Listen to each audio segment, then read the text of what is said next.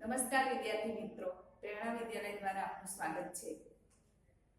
ધોરણ 5 વિષય હિન્દી। આજે આપણે શીખવાના છે હમ ભારત કી શાન હૈ। આ કવિતામાં નાના બાળકો કઈ રીતે ઉચ્ચ સ્તર પર પહોંચી શકે એની વાત કરવામાં આવેલી છે। તો જો બાળકો नन्हे नन्हे हमें न समझो, हम भारत की शान है, हमसे भी है धरती सारी, फैला यह आसमान है। आ काव्य पंक्ति આપણે સમજતા પહેલા શબ્દાર્થ જોઈ લઈએ। नन्हे नन्हे हमें न समझो, हम भारत की शान है। तो शान શબ્દનો અર્થ થાય છે પ્રતિષ્ઠા અને ગૌરવ। हमसे भी है धरती सारी, धरती शब्दનો અર્થ થાય છે જમીન। फैला यह आसमान है, आसमान शब्दનો અર્થ થાય છે આકાશ। તો વિદ્યાર્થી મિત્રો, આમાં જે કહેવામાં આવ્યું છે કે નાના નાના બાળકો હોય તો નાના બાળકોને એમ ન સમજવું જોઈએ કે હમ ભારત એટલે કે આપણો જે ભારત દેશ છે એ ભારત દેશનું ગૌરવ અમે નથી એમ સમજવું જોઈએ નહીં, પરંતુ સમજવું જોઈએ કે અમારાથી જ એ ધરતી સારી રીતે ભરાયેલી છે। સારી રીતે ધરતીની અંદર બધા રહે છે નાના બાળકો દ્વારા જ, અને એ બાળકો એટલા ઉચ્ચ સ્તર સુધી ફેલાઈ શકે છે કે એ આસમાનને પાર કરી શકે છે। દાખલા તરીકે આપણે ઉદાહરણ લઈએ તો સુનીતા વિલિયમ, જે નાનપણથી એને આસમાન એટલે કે આકાશ સુધી પહોંચવું હતું, પરંતુ એની ઈચ્છા પ્રમાણે એ ભણી અને આસમાન સુધી પહોંચી શકે। એવી જ રીતે આપણે હિન્દીની અંદર આપણે જોઈએ કે नन्हे नन्हे हम सब बालक है, वह नन्हे हमें न समझे है कि हम नन्हे हैं, ऐसी समझ हमको रखनी नहीं चाहिए, क्योंकि हम भारत का गौरव है। हम छोटे हैं लेकिन कुछ नहीं, परंतु हम भारत देश की शान तो है ही।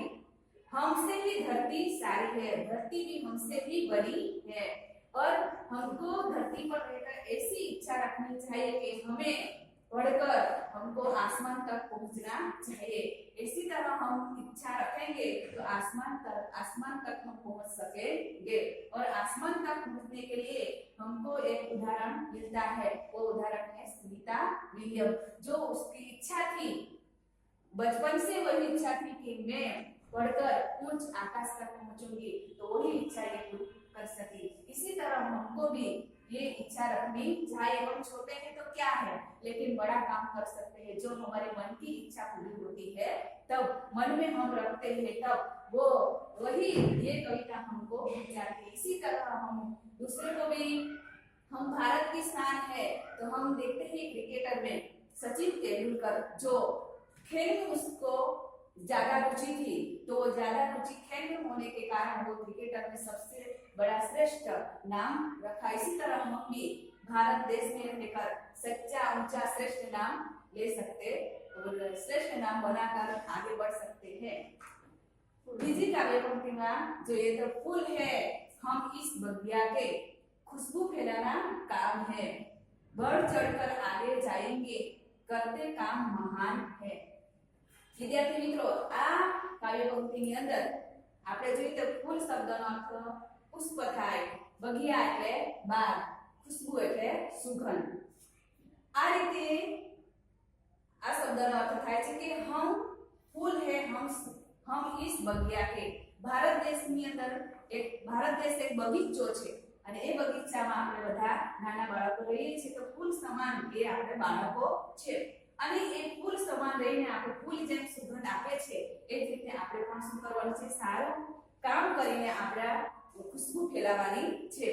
જે બળકર ચડકર આગે જાયેંગે, આપણે જ્યારે રસ્તા પર ચાલીએ છીએ ત્યારે ચડ ઉતર થાય છે, પરંતુ એના ચડ ઉતર કરીને પણ આપણે શું કરવાનું છે, એ કામ પાર એટલે કે આપણે મંજિલ સુધી પહોંચવા માટે આપણે પરિશ્રમ કરવો જોઈએ। જો મંજિલ સુધી આપણે પહોંચશું તો જ આપણે મહાન કાર્ય કરી શકીશું।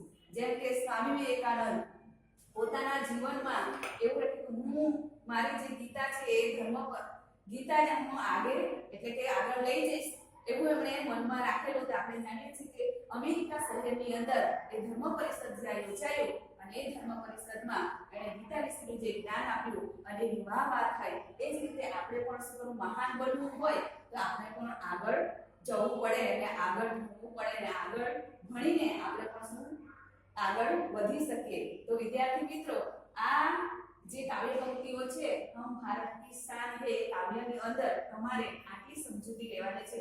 હજુ કાવ્ય છે પરંતુ આગલા વિડિયોની અંદર આપણે ભણીશું.